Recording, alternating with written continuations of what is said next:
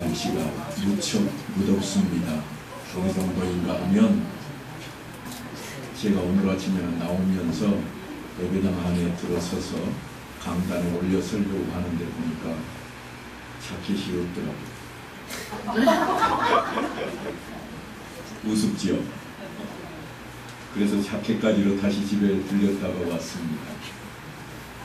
오늘은 찬양대가 찬양을 마치고 들어서면서 다들 한마디씩 하고 가는 것 같아요. 마음대로 되지 않는 때입니다. 왜냐하면 불쾌질 수가 높다 보니까 하고 싶은 대로 잘 안 돼요. 마음 먹은 대로 잘 안 됩니다. 어디 그게 우리가 입는 옷까지 찬양하는 목소리뿐이겠습니까? 살아가다가도 그렇습니다. 많은 분들이 그렇게 이야기합니다. 요즘은 너무 더워졌다고 해요. 옛날 같지 않다는 말씀을 많이 합니다. 물론 옛날 같지 않습니다. 그런데 거기에 한복을 더하는 게 뭔가 하면 우리 집 안에 있는 냉장고, 텔레비전입니다. 컴퓨터입니다. 이거 어떤 시절에는 방안이 뜨겁지 않았습니다. 문만 열어놓으면 바람만 통하면 시원했습니다. 요즘은요, 문 열어놓으면 뜨거운 열기가 방 안을 휙 돕니다. 왜요? 냉장고 열기가 보통이 아니거든요. TV 예열되느라고 열기를 발산합니다. 만져보세요. 뜨끈뜨끈해요. 그게 다 어디로 가겠어요? 다 우리가 느끼면서 삽니다. 예전만 못한 게 그것인 것 같죠? 그런데 우리는 잘 사는 나라에 살고 있습니다. 부자 나라예요. 냉장고가 집에 한 대인 가정은 별로 없다고 그럽니다. 텔레비전도 한 집에 하나 있는 집은 겸손한 집이래요. 어떻게 겸손한가 하면, 그래 너 보는 건 나 볼게. 2대 이상이 있는 집은요, 너 보고 싶으면 봐. 나도 나 보고 싶은 거 볼래. 그래서 우리나라의 TV가 한 집에 보통 2대, 3대, 심지어는 침실에 있고 거실에 있고 그런답니다. 얼마나 잘 사는 그런 나라에 살고 있는지 모릅니다. 그런데 일어나자마자 우리는 불평부터 시작합니다. 하는 말이 못 살겠다 그럽니다. 그럼 안 살면 되는데 절대로 안 살지는 않습니다. 오늘 성경에 보면 예수님께서 우리에게 꼭 하고 싶은 말씀이 있습니다. 복음서에 이어서 사도행전을 기록했던 누가는 복음서를 기록하면서 이렇게 그 시작을 알립니다. 우리 중에 이루어진 사실에 대하여 처음부터 목격자와 말씀에 일꾼된 자들이 전하여 준 그대로 내력을 저술하려고 붓을 든 사람이 많은지라. 이게 누가복음 1장 1절에서 2절까지 있는 말씀인데요. 지금 성경으로 채택된 복음서는 4권뿐이지만 그 복음의 이야기를 기록한 사람들이 어떻다는 거예요? 많이 있습니다. 그래서 어떤 분들은 우리 목사님은 참 깝깝해. 왜냐하면 다른 복음서 얘기를 안 해주거든. 시중에 가면 요즘 잘 팔리는 게 도마 복음서입니다.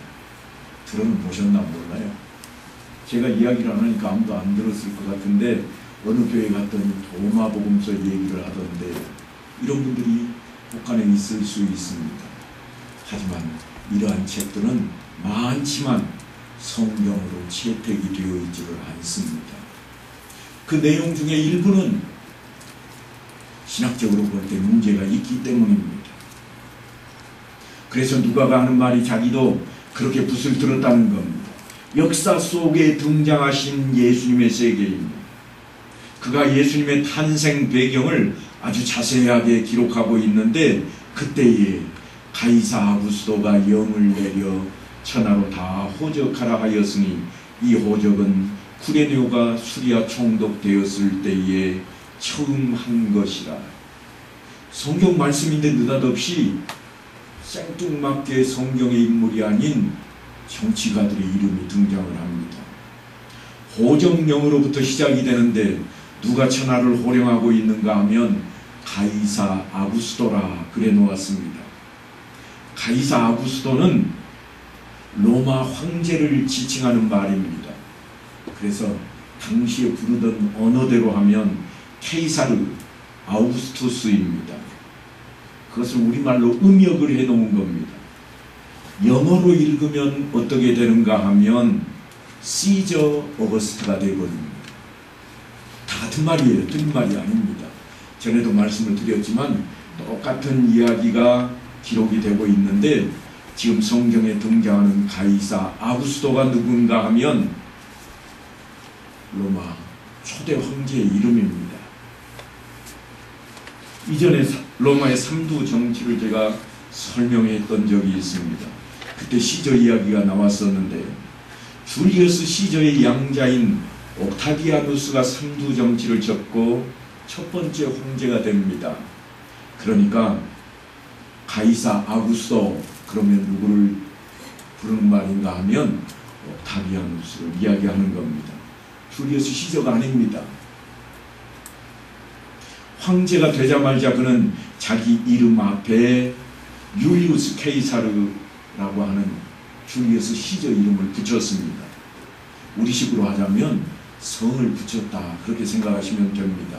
왜냐하면 자기가 그 시저의 양자였거든요. 양자로서 이제 대를 이어서 황제가 되었는데 원로원에서 그를 높이 추앙하면서 명칭을 하나 붙여줍니다. 그게 뭔가 하면 존엄자라 하는 의미로 아우구투스라고 하는 이름을 붙여줍니다. 우리는 흔히 어거스트라고 많이 부르고요. 성경에서는 아구스토라 그렇게 표현을 하고 있습니다. 그렇게 해서 케이사르, 가이사, 아구스토 이 말은 황제의 이름입니다. 그러니까 누가 호정령을 내렸는가 하면 로마의 황제가 호정령을 내린 겁니다. 이 사람으로부터 시작되는 이야기입니다. 그는 자신의 묘비를 자기가 죽기도 전에 청동으로 하나 만들어 놓았습니다. 그리고 자신의 업적을 그 청동 동상 뒤에다가 기록을 해 놓았는데요. 거기에 보면 이런 글귀가 있습니다. 이는 현재까지 나 외에는 그 누구에게도 없었던 명예로라. 가이사 아구스토 지금까지 이런 명예가 없었다. 실제로 없었습니다. 왜냐하면 그 단어 자체가 신에게 헌정하는 단어이기 때문입니다. 그뿐이 아닙니다. 그는 이후로 나의 영향력은 타의 추종을 불허할 것이라 그런 말까지 붙여놓았습니다. 당시에는 철학과 정치의 가장 큰 덕목이 뭐였는가 하면 명예였습니다. 우리나라도 유교 사상이 들어오면서 그런 것이 많이 자리를 잡고 있습니다만 좋은 점도 있지만 좋지 않은 점도 혹간에 있습니다. 그게 뭔가 하면 사람들에게 겸손은 비굴함과 초라함의 대상이 되어버리기 때문입니다. 그래서 우리나라 옛날에 있었던 게 뭔가 하면 스승의 그림자도 밟으면 안 되는 줄 알았습니다. 무슨 말씀인가 하면 갑질을 하고 있는데 갑질인지 아닌지조차 모르고 사는 겁니다. 그러니까 그때에는 황제가 곧 법이었습니다.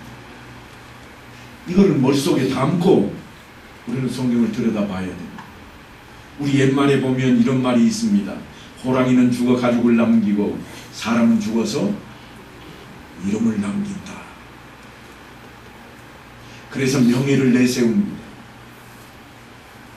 케이사르는 자신의 업적을 기르기 위해 천하의 지경과 호적을 정리해서 보고할 것을 명령합니다. 땅덩어리 어디까지 경계가 어느 분봉왕의 것이고 어느 쪽은 어느 나라의 것이고 우리의 속국이 돼간 지 얼마나 되느냐, 거기에 사는 인구는 모두가 몇 명이냐, 그래서 결국 뭔가 세금 얼마나 걷어낼 수 있느냐, 이거 따지는 겁니다. 그렇게 호정령이 내려졌습니다. 예수님께서 베들레헴에서 태어나게 되신 것도 다름 아닌 이 호정령 때문입니다. 그러지 않았으면 갈릴리 지역 나사렛에 살고 있던 자신 육신의 아버지 요셉과 어머니 마리아도 사실은 그곳에서 아이를 낳게 했을 겁니다. 하지만 호적을 하기 위해 본적인 베들레헴으로 돌아가야만 됐습니다. 하나님의 섭리하심은 참으로 놀랍습니다. 엄청납니다. 미가 선지자를 통해서 일찍이 예언을 하게 하셨던 말씀이 있습니다. 베들레헴 에브라다야, 너는 유다 족속 중에 작을지라도 이스라엘을 다스릴 자가 내게로 나올 것이라. 그의 근본은 상고에 영원에 있느니라. 베들레헴 아주 작은 마을에서, 에브라다에서, 그것도 유다 지파를 통해서 작은 족속 중에 이스라엘을 다스릴 한 인물이 나올 것인데 그의 근본은 상고라. 이미 예적부터 있어 왔던 것이요 또한 영원에 있는 자라. 그러니까 육신의 인간일 수가 없노라고 그렇게 예언을 일찌감치 해놓았습니다. 그 말씀을 인용해서 마태는 이렇게 풀어놓습니다. 유대 땅 베들레헴아, 너는 유대 고을 중에서 가장 작지 아니하도다. 네게서 한 다스리는 자가 나와서 내 백성 이스라엘의 목자가 되리라. 그렇게 예언의 말씀이 전해진 대로 베들레헴에서 한 아기가 태어납니다. 하지만요, 상고까지 따졌고 영원하다고까지 그렇게 외치고 있지만 세상은 꿈쩍도 하지 않았습니다. 아니, 몰랐다고 해야 옳을 것입니다. 그래서 요한이 요한복음 1장에 이렇게 표현을 합니다. 세상이 그를 알지 못하였고 자기 땅에 오매 자기 백성이 영접하지 아니하였노라. 왕이 오는데 백성들이 영접을 하지 않고 있습니다. 자기 땅에 왔는데 세상에 아무도 알아주지 않습니다. 제가 최근에 손주를 보았는데요, 손주 보러 간다고 그러니까 장로님들도 권사님들도 성도님도 어서 갔다 오세요. 손주만 봐도 그러는데 한나라의 왕, 그것도 상고의 영원이라고 외치는 그러한 지극한 왕이 태어났는데 세상에 아무도 몰라죠. 그렇게 오셨던 예수님의 마지막 여정을, 이제는 세상을 떠나가시는 그 여정을 사도 요한이 이렇게 전합니다. 6월절 전에 예수께서 자기가 세상을 떠나 아버지께로 돌아가실 때가 이른 줄 아시고 세상에 있는 자기 사람들을 사랑하시되 끝까지 사랑하시니라. 예수님께서 끝까지 자기 사람들을 사랑했노라고 요한이 지금 이야기하고 있습니다. 다른 복음서에는 등장하지 않는 이야기입니다. 다른 복음서에는 제가 처음 시작할 때도 얘기했지만 예수님께서 이 땅에 오셨던 역사에 대한 내용들을 기록해 놓고 있었습니다. 지금까지 있었던 일, 그리고 제자들을 통해서 들었던 일들을 기록한 사람들이 많이 있었다. 하지만 요한은 지금 조금 다릅니다. 요한은요, 사실 뭔가 하면 이런 일이 있었다, 그렇게 성경을 기록하고 있는 것이 아니라 왜 이런 일이 있어야 했을까? 요한복음은 그렇게 기록이 되어 있습니다. 왜 이런 일이 있어야 했을까?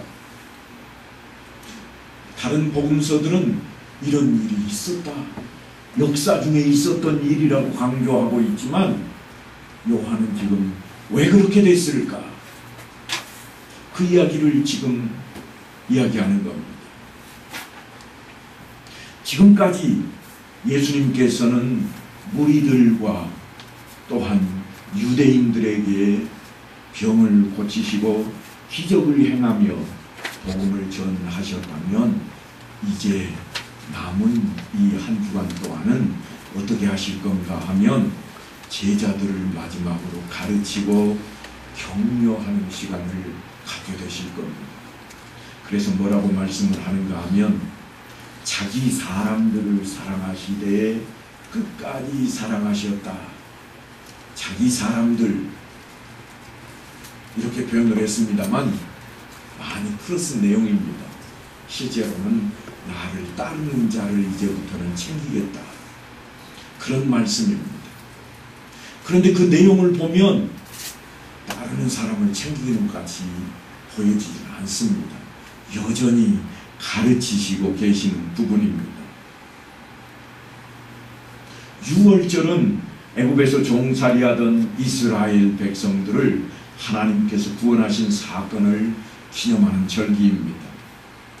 신명기에 보면 아비벌을 지켜 내 하나님 유월절을 행하라. 이는 아비벌에 내 하나님 여호와께서 밤에 너를 애굽에서 인도하여 내셨습니다. 그러니까 유월절은 며칠간 한다고 그랬죠? 유월절 절기는 며칠간이에요? 다 같이 한번 따라합니다. 하루.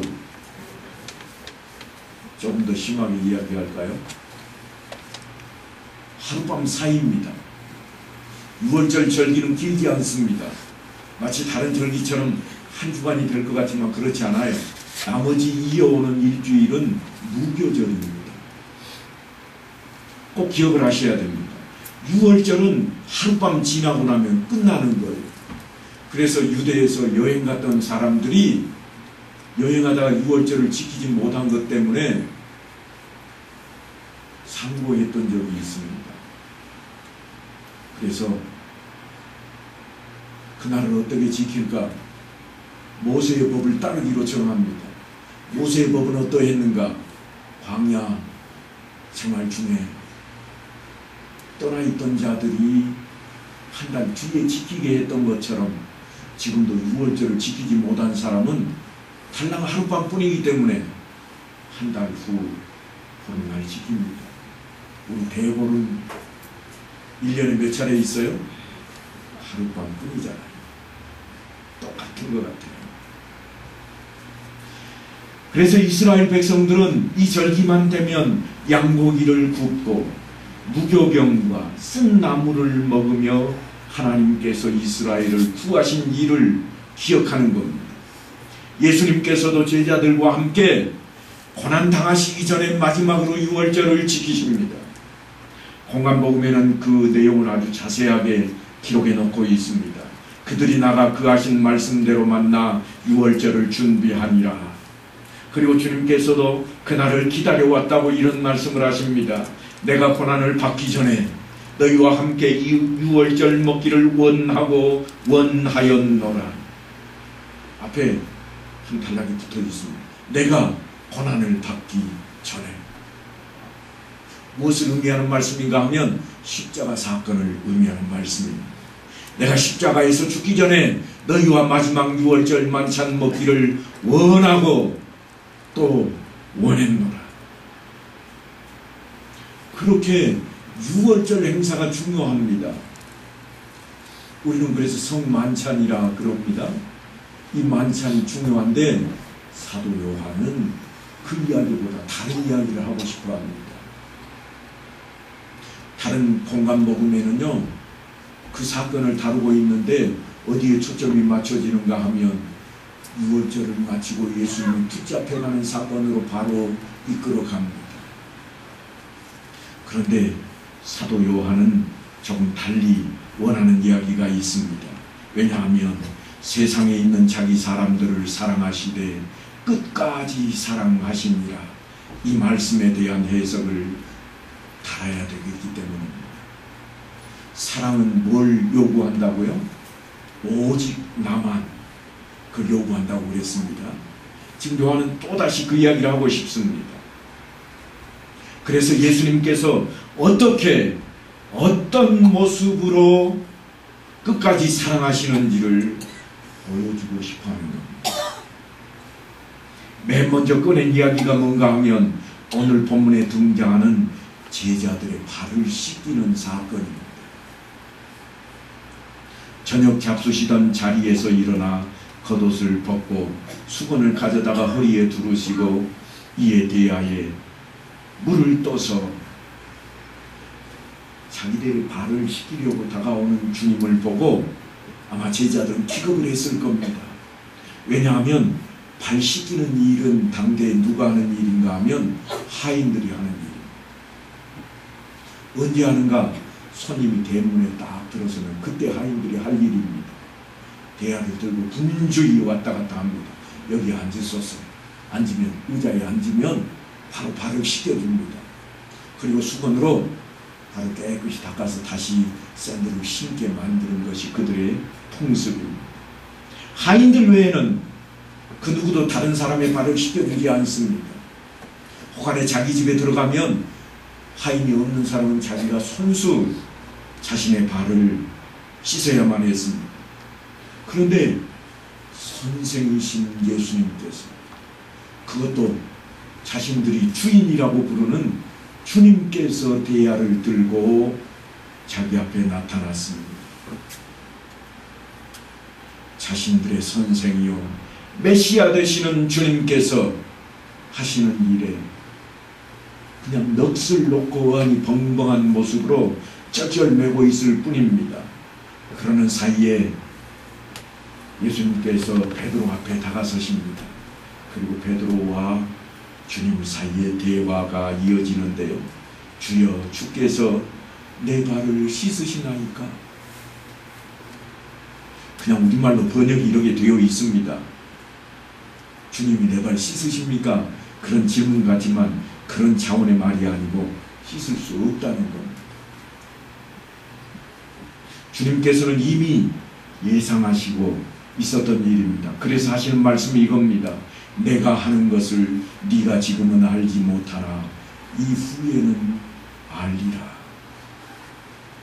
끝까지 제자들을 사랑하시는 주님께서 지금 제자들의 발을 씻기시면서 지금은 너희가 모르지만 나중에는 알게 될 거야. 그러나 베드로는 여전합니다. 내 발을 절대로 씻지 못하시리이다. 그냥 안 된다는 겁니다. 물러설 기미가 보이지 않습니다. 하지만 주님의 한 말씀에 그는 주저앉고 맙니다. 뭐라고 하셨는가 하면 내가 너를 씻어주지 아니하면 네가 나와 상관이 없느니라. 내가 네 발 안 씻겨줘야 된다고? 그럼 넌 내 제자도 아니야. 이 말씀 앞에 오히려 적극적으로 나섭니다.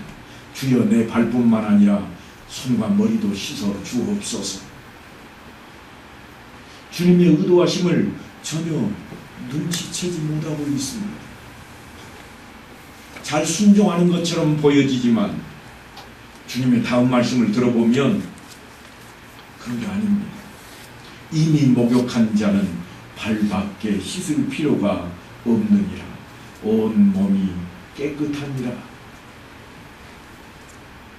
이것은 마치 발을 씻기는 한 사건으로 보이지만 사실은 엄청난 의미를 내포하고 있습니다.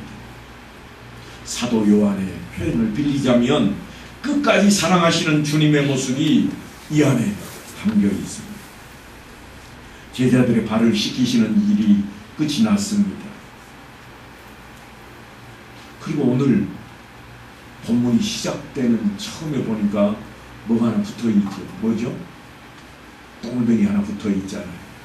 이건 단락이 바뀐 겁니다. 이 단락을 달리해서까지 그 사건에 대한 설명을 요한이 지금 하고 싶은 겁니다. 오늘 이 요한복음 12장부터의 이야기는 사실은 이전 단락에 대한 해석입니다. 내가 너희에게 행한 것을 너희가 아느냐. 다 끝냈습니다. 발 씻는 걸. 주님께서 하시는 질문이에요. 내가 이렇게 했는데 너희들이 이제 알겠느냐?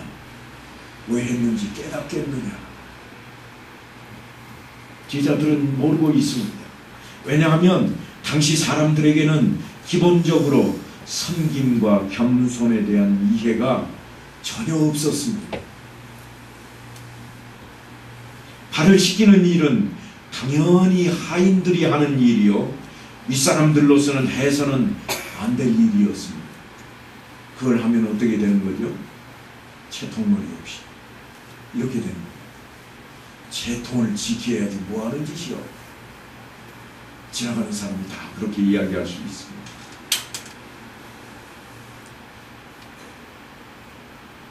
하인들을 돕는 일은 채통을 버리는 행위입니다. 그래서 예수님께서 그것을 제자들이 이해하도록 다시 설명해 주고 있는 부분을 요한이 담아 놓았습니다. 내가 주와 또는 선생이 되어 너희 발을 씻었으니 너희도 서로 발을 씻어주는 것이 옳으니라.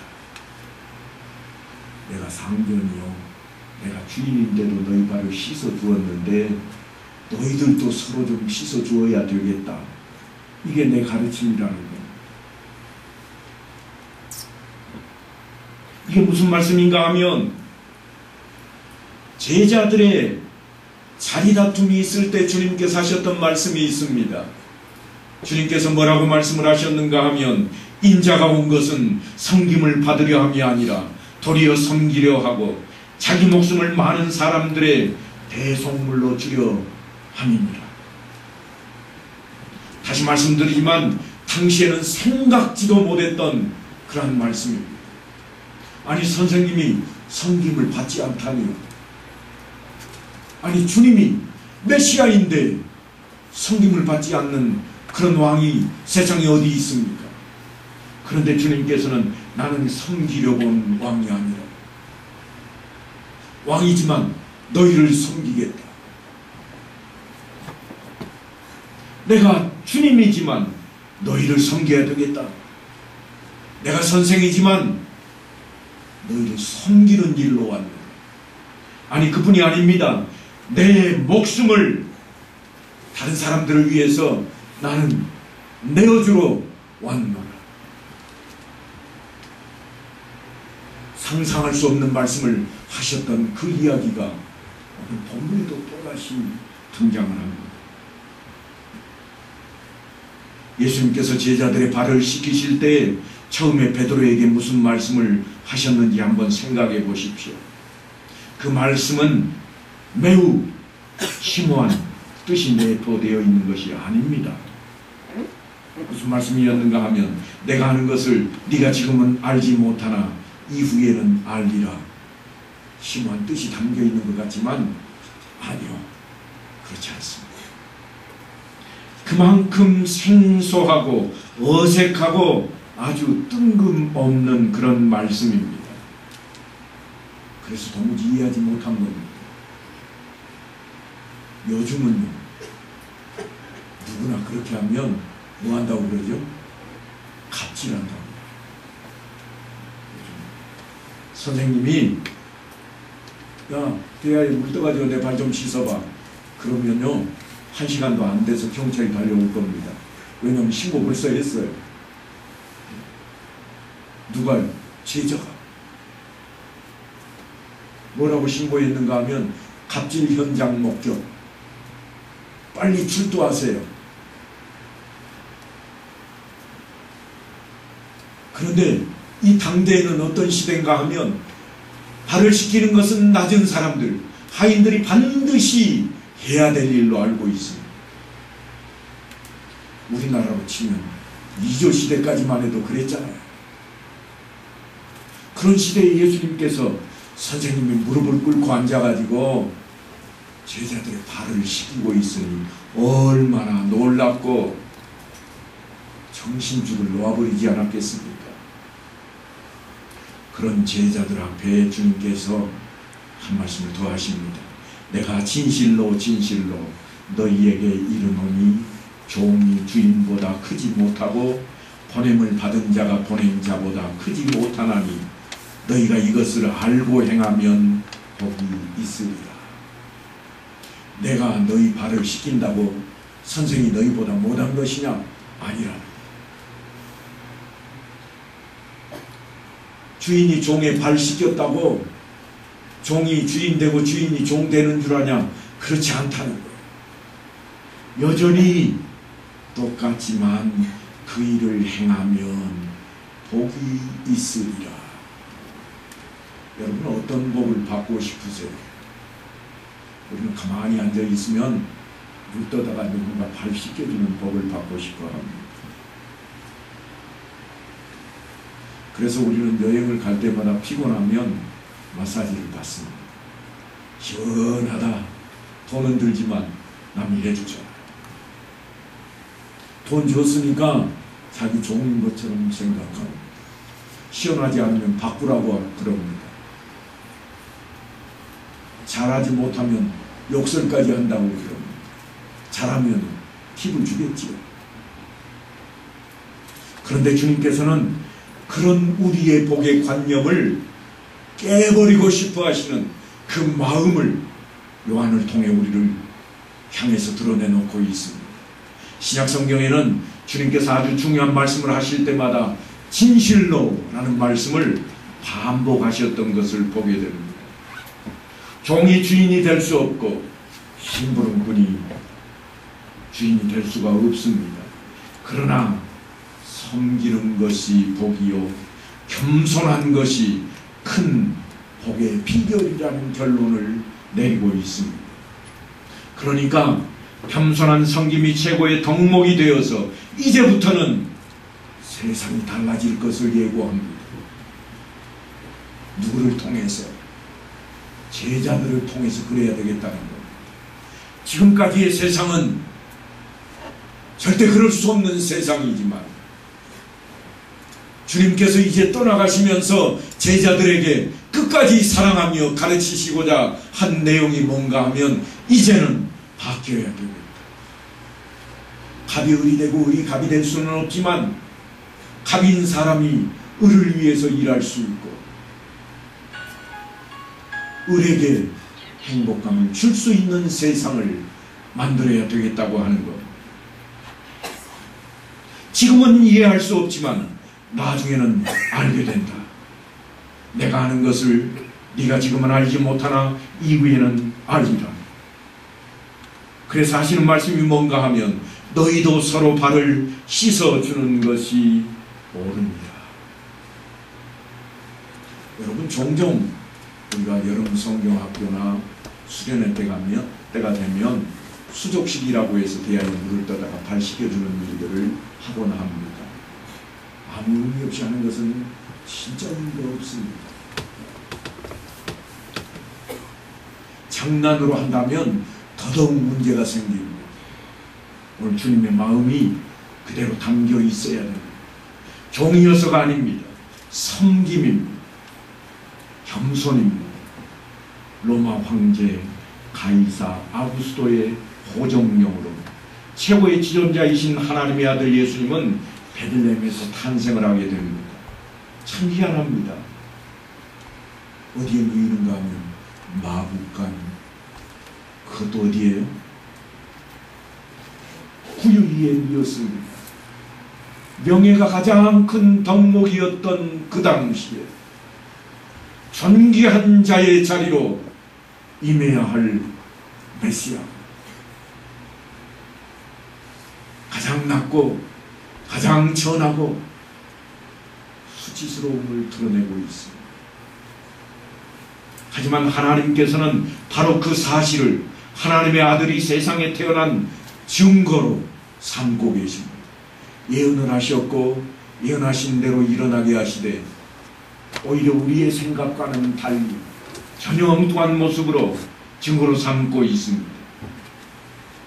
오늘 다윗의 동네에 너희를 위하여 구주가 나셨으니 곧 그리스도 주시니라.